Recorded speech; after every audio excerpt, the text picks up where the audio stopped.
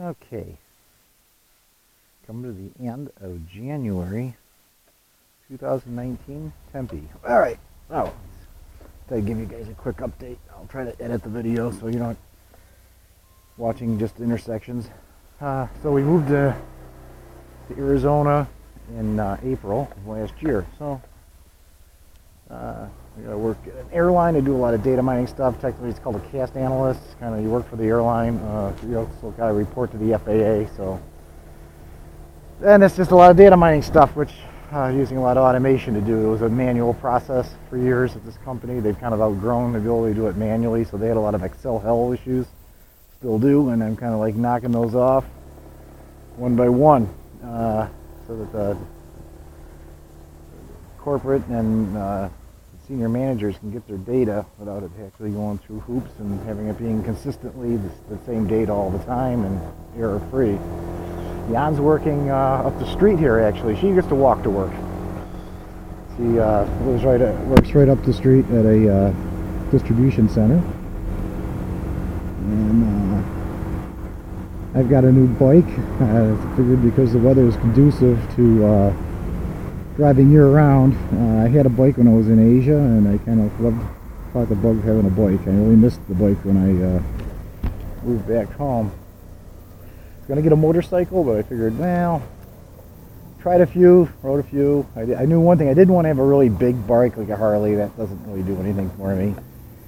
And scooters only go like 45 miles an hour. And although they're good for getting around town, they're a little bit too small. So I was looking at small, mid-sized bikes, and I ended up getting a scooter. According to Arizona, this is actually a motorcycle because it's what they call expressway legal. That I assume means it can go a certain speed or something.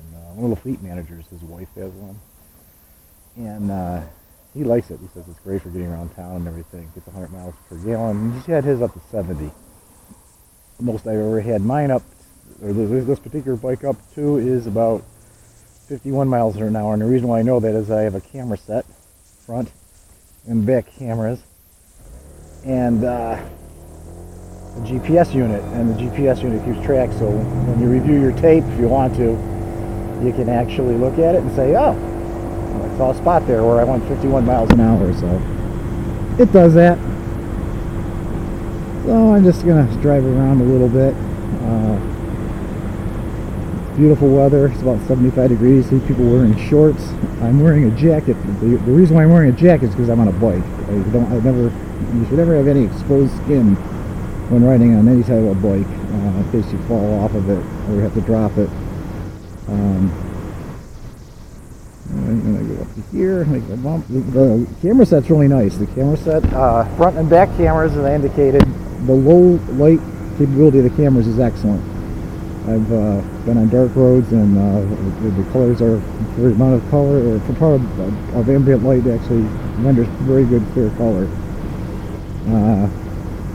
1040p both sides. It's got a little device here,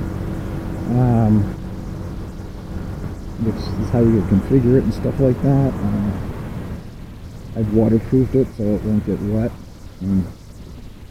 It links to my phone.